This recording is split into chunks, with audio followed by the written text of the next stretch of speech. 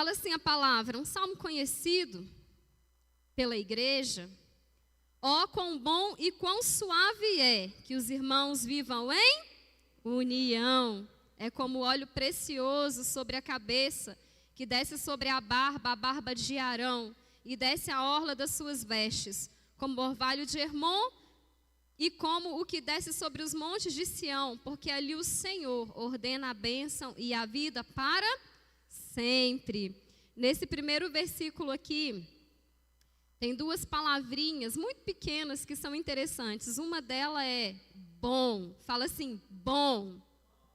O que é bom? Bom é aquilo que te alegra, é aquilo que te deixa feliz, é aquilo que te faz bem. O irmão Malco abriu o culto falando sobre isso, sobre alegria, sobre ser feliz, sobre famílias felizes.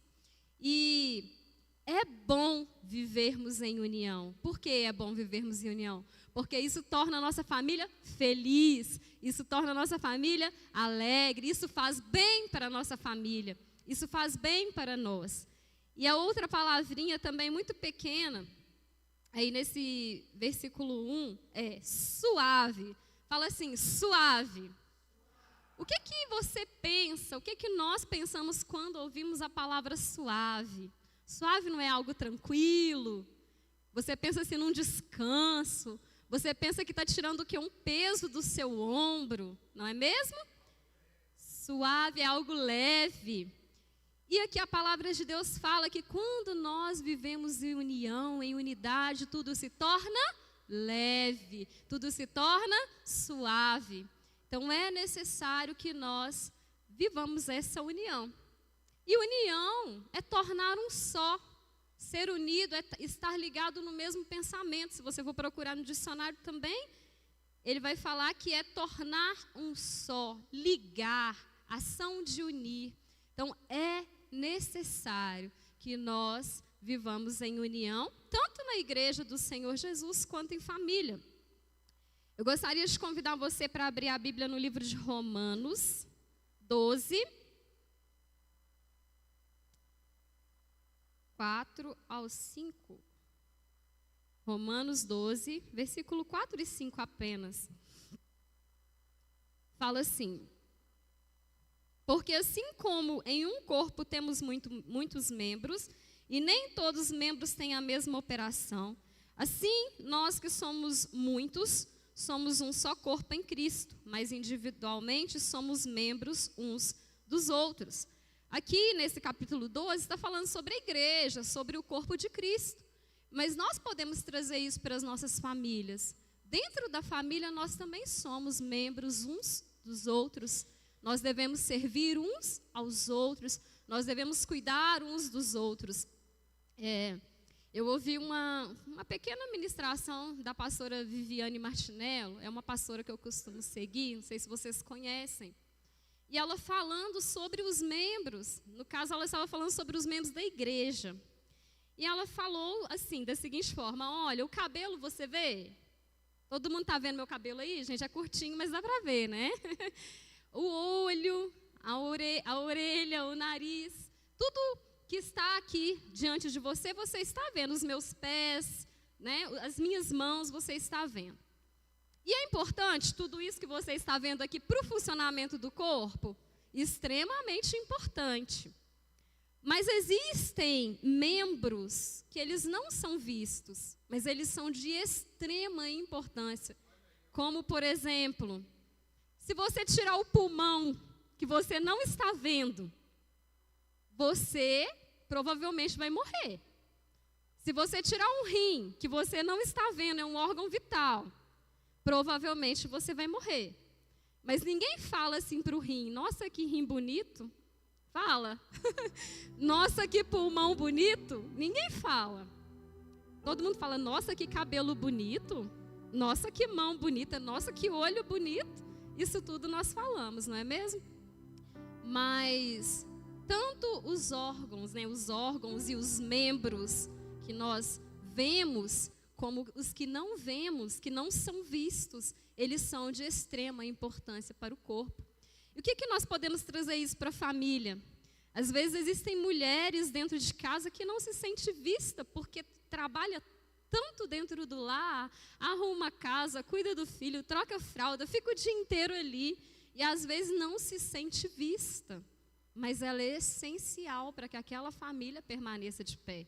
O trabalho dela é essencial para que a família dela permaneça de pé.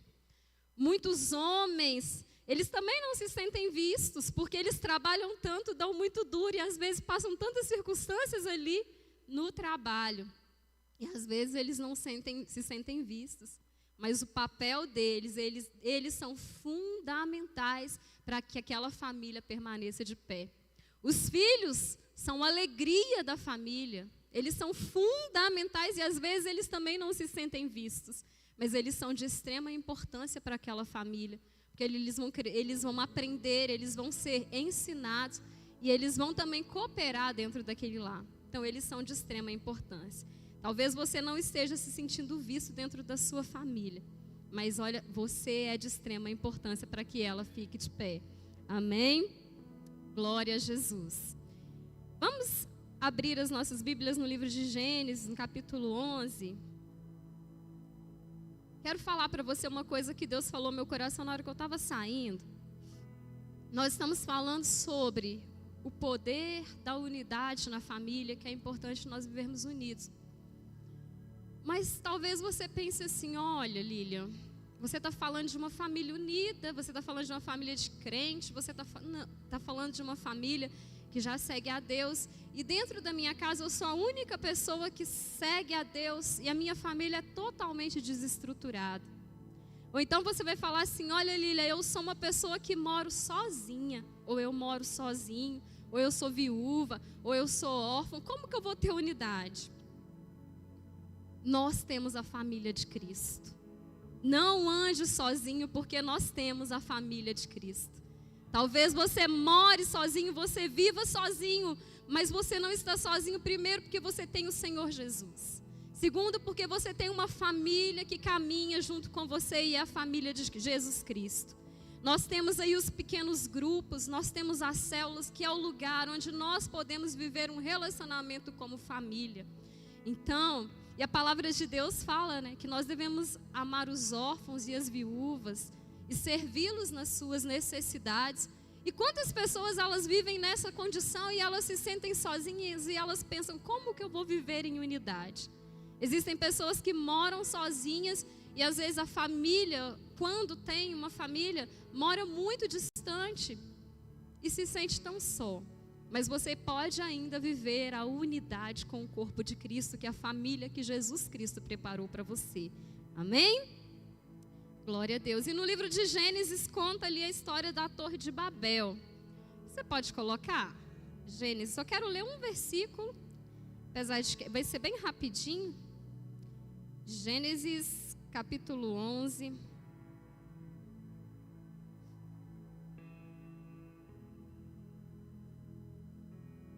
Deus, Ele é bom demais, igreja. Deus, Ele é maravilhoso. Ele quer sempre o melhor para os filhos dEle. E nós somos filhos dEle. Por isso que Ele nos orienta na sua palavra em todo o tempo. Em Gênesis, no capítulo 11, no versículo 6 apenas, fala assim: E o Senhor disse, eis que o povo é um, e todos têm uma mesma língua. E isto é o que começam a fazer. E agora não haverá restrição para tudo o que eles intentarem fazer. Aqui está contando a história da Torre de Babel, quando as pessoas falavam todas as mesmas línguas, a mesma língua, e se uniram ali para poder construir uma torre. E nós sabemos que essa história, ela termina com a confusão das línguas ali. E aquele povo era um povo fortalecido porque eles falavam a mesma língua. E às vezes dentro da nossa casa, dentro da nossa família, cada um está falando uma língua. Cada um está pensando de um jeito.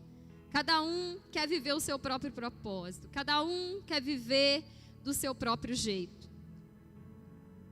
Nós temos que ser parecidos com aquele povo, igreja, falando a mesma língua. Mas não para fazer aquilo que desagrada a Deus. Nós temos que nos unir no mesmo propósito dentro da nossa casa. para fazer aquilo que agrada a Deus e para a edificação da nossa família. Porque eu tenho certeza que quando nós falarmos a mesma língua, nós vamos vencer as dificuldades. Quando nós falarmos a mesma língua, nós vamos prosperar juntos, nós vamos crescer, nós vamos ver milagres, nós vamos ver coisas extraordinárias dentro da nossa casa, quando nós falarmos a mesma língua. No livro de Atos, no capítulo 4, Atos capítulo 4, quando fala ali da igreja primitiva, versículo 32, 4:32, fala assim: e era um coração e a alma da multidão dos que criam, e ninguém dizia que coisa alguma que possuía era sua própria, mas todas as coisas lhe eram comuns. Na multidão, né, dos que creram ali, eram todos um só coração, um só pensamento, um só propósito. E nós sabemos que existem muitas famílias que elas não vivem um só propósito. No mundo de hoje, reina muito feminismo, reina muito machismo, reina muito o autoritarismo dos filhos. Mas se nós queremos seguir a Jesus Cristo, nós temos que renunciar o feminismo, nós temos que renunciar o machismo, nós temos que renunciar o autoritarismo, para a gente seguir a Deus e ter uma família unida e feliz. Nós precisamos de ter dentro do nosso coração Jesus em primeiro lugar, mas ter no nosso coração que nós somos um com a nossa família. Porque quem nos deu a nossa família foi Deus. É um presente de Deus. Família é um presente de Deus. Você crê nisso? Fala assim: a minha família é um presente de Deus. E Deus, Ele está olhando para nós, para saber como que nós estamos tratando aquele presente que Ele deu para nós. Existem maridos que recebem o seu salário, não dão satisfação para sua esposa. Existem esposas que recebem o seu salário, não dá satisfação para o seu marido. Cada um fazendo o que acha melhor, comprando o que acha melhor.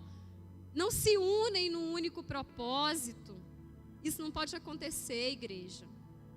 Sabe, os filhos, às vezes os filhos trabalham dentro de casa. Às vezes, hoje, é uma geração em que cada vez os jovens estão saindo mais tarde de dentro de casa. E o jovem, ele precisa de entender que ele é parte da família. E que ele precisa de contribuir para os projetos daquela família. Talvez você receba um dinheiro de jovem aprendiz, ou talvez você já trabalha e tem ali a sua renda e o seu salário, mas você não ajuda jovem com nada dentro da sua casa. Não paga uma conta de luz, uma conta de água, não pergunta para o seu pai, para a sua mãe se está precisando de alguma coisa. É necessário, jovem, é necessário, filho, quando você pode, quando você vive essa situação que eu falei aqui, que você seja um cooperador, para que a sua família ela viva em unidade. E existem situações que o pai e a mãe às vezes até está passando necessidade, dificuldade, e o jovem ele só quer gastar consigo mesmo, né, e esbanjar para si. Então, em nome de Jesus, vamos ser um na nossa casa, vamos olhar as necessidades da nossa casa e cooperar. Não vamos ser egoístas nem individualistas. E quase finalizando, que eu vou ser breve, eu quero falar de alguns inimigos que impedem a família de ter unidade. Nós temos inimigos.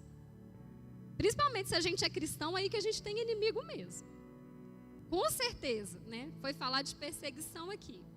Se você serve a Deus, você vai ter inimigo. E o primeiro inimigo da família, número 1, para quem serve a Deus, primeiro inimigo da família é Satanás. Satanás é o maior inimigo da família.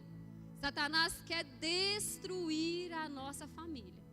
Dia e noite, Satanás, ele fica maquinando, projetando, pensando de como ele vai separar o marido da mulher, de como ele vai gerar uma contenda dentro do lar, de como ele vai colocar um filho para se tornar rebelde contra a mãe e contra o pai. Esse é o inimigo número 1. Mas nós temos armas poderosas e espirituais para vencer Satanás. Amém? Nós temos armas. Primeiro, nós temos Jesus Cristo, que Ele é mais que vencedor. Ele venceu a morte, Ele derrotou o inferno. E Ele está conosco. Se nós estamos com Ele, nós também vamos vencer esse inimigo da nossa família. E quando nós falamos que estamos com Jesus, quando nós falamos que estamos com Deus, quando nós falamos que queremos ver a nossa família feliz e unida, nós precisamos vencer esse inimigo, Satanás, orando, porque assim você vai ter intimidade com Deus, você vai saber o que fazer na sua casa.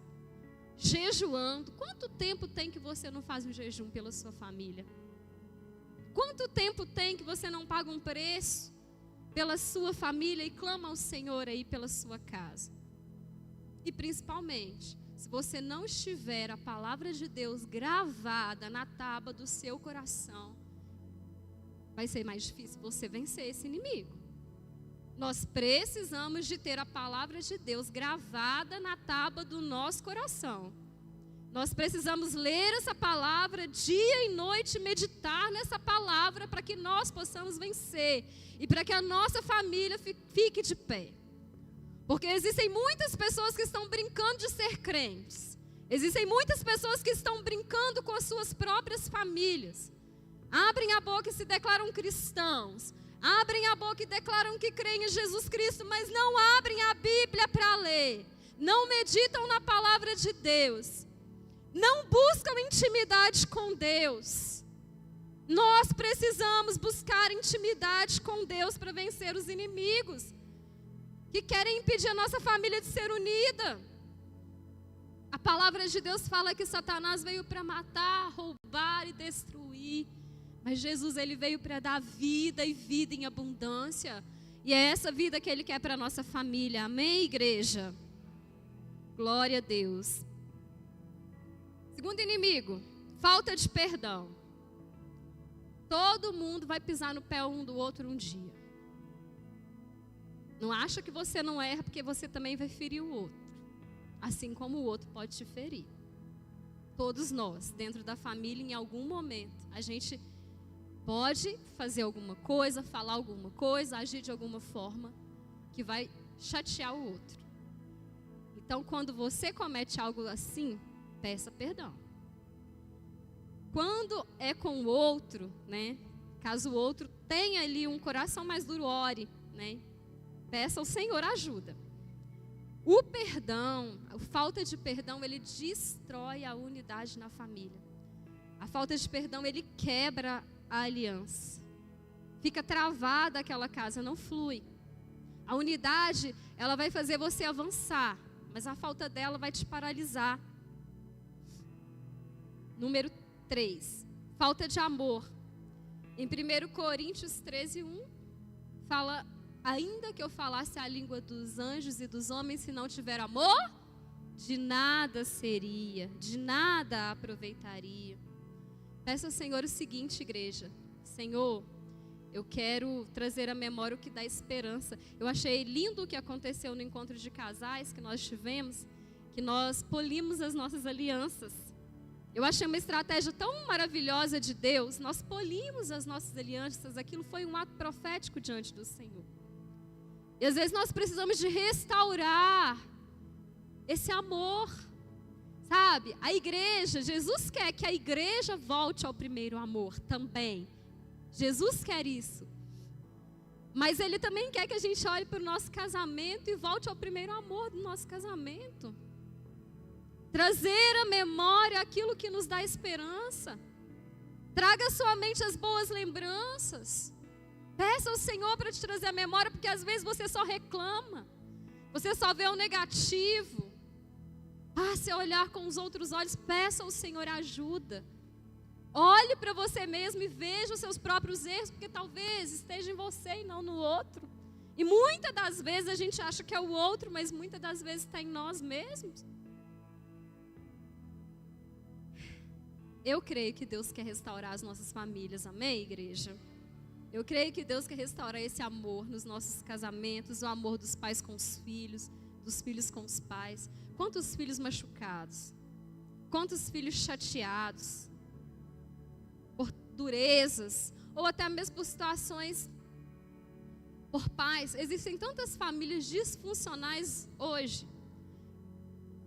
Quando nós olhamos para as famílias, aquela família que Deus sonhou, aquela família que Deus projetou, que é marido, mulher e filhos, quando Ele falou ali com Adão e Eva, né? Quando Ele criou Adão e Eva e falou para eles multiplicarem, crescerem e multiplicarem. Aquela família criada por Deus. Quantas vezes o inimigo veio para deturpar essa família e hoje existem famílias extremamente disfuncionais, famílias bagunçadas. Quando você olha para as famílias, elas muitas das vezes vêm de outros casamentos. E eu creio que Deus é um Deus que pode restaurar, Ele pode restaurar. Não é isso que eu estou falando. Mas nós precisamos de buscar no Senhor isso de viver de forma funcional dentro do nosso lar, do jeito que Jesus quer, do jeito que Deus quer, do jeito que Deus direcionou. E nós precisamos de amar, porque se nós não amarmos, nós não vamos conseguir. Se nós não amarmos os nossos pais, por mais duros às vezes que eles sejam, filhos, nós não vamos conseguir. Eu tive um pai difícil, já falei isso aqui várias vezes, que falava palavras duras para mim. Mas eu tinha alguém comigo chamado Jesus. E Ele guardava o meu coração daquilo ali. E eu consegui honrar o meu pai. Eu tenho esse testemunho e eu posso falar, eu honrei meu pai, mesmo sendo uma pessoa difícil. Talvez você esteja pensando aí, meu pai é difícil. Eu tive um pai difícil, eu sei o que é isso. Você pode, com a ajuda do Espírito Santo, amar aquela vida. Você pode, com a ajuda do Espírito Santo, ter misericórdia daquela vida. E talvez entender por que de ele ter se tornado essa pessoa assim, ou ela ter se tornado essa pessoa assim. Vamos amar, igreja. Em nome de Jesus, eu sinto a presença do Senhor neste lugar.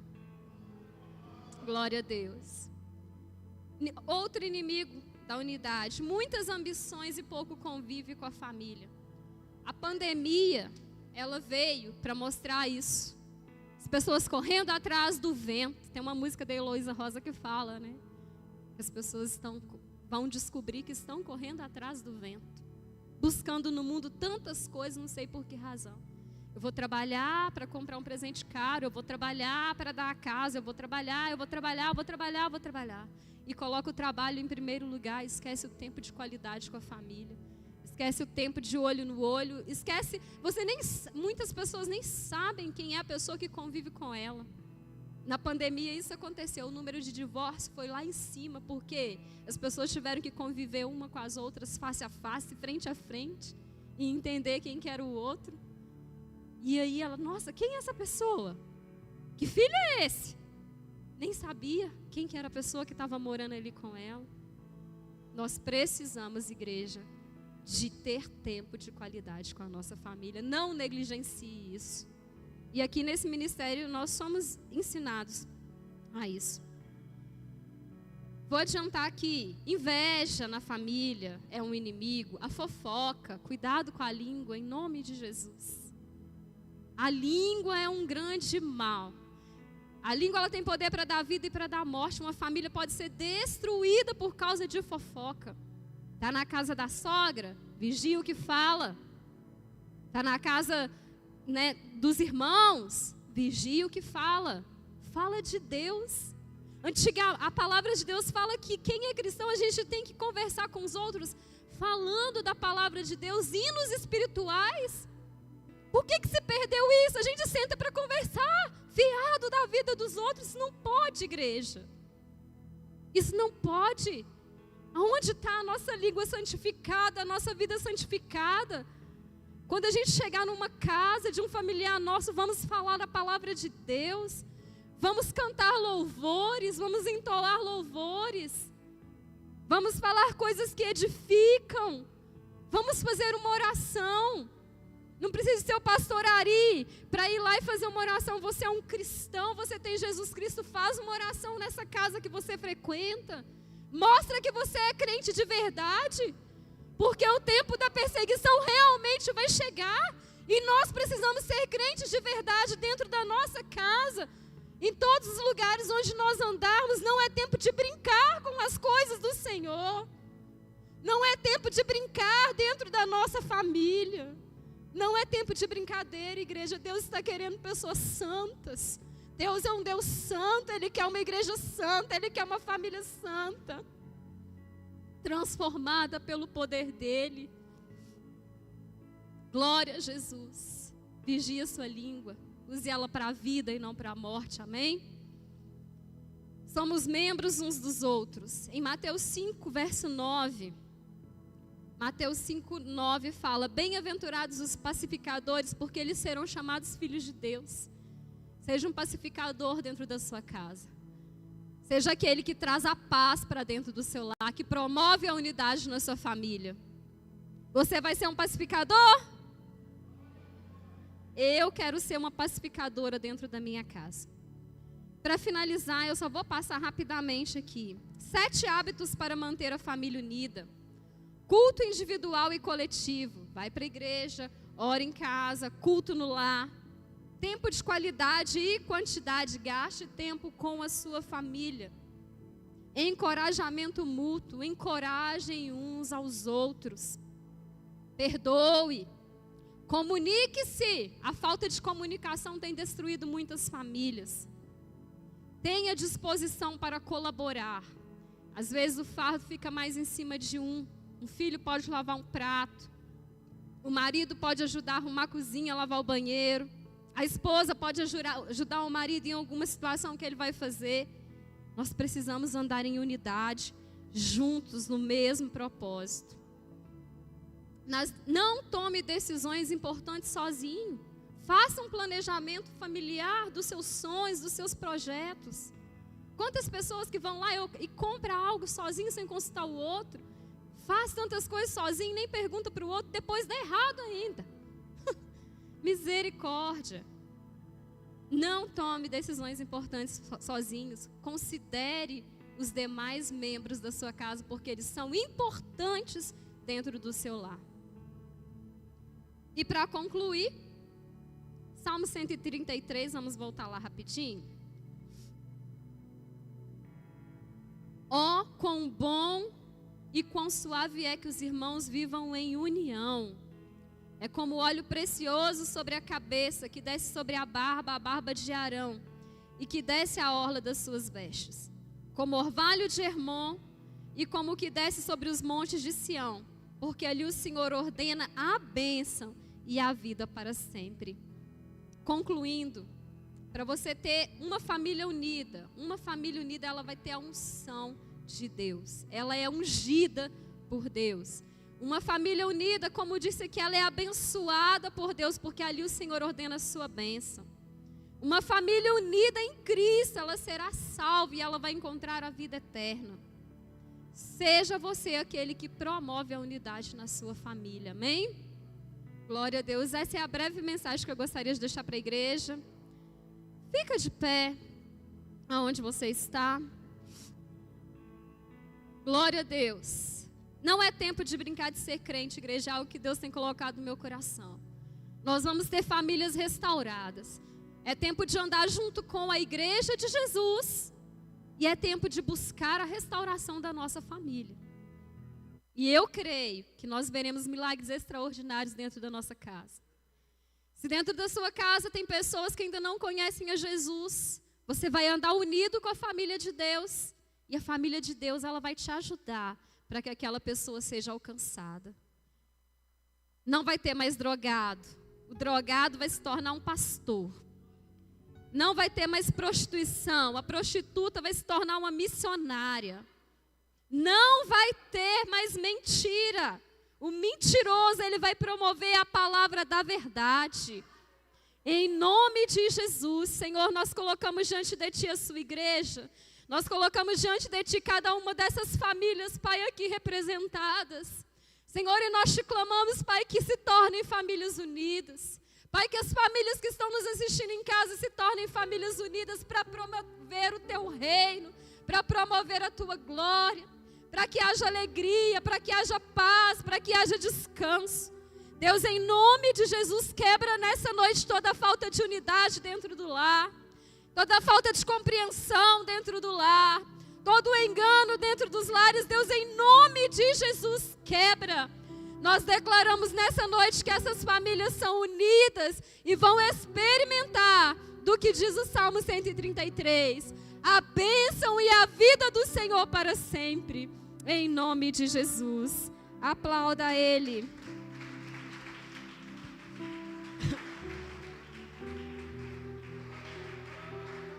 Glória a Deus. Irmãos, vão em paz.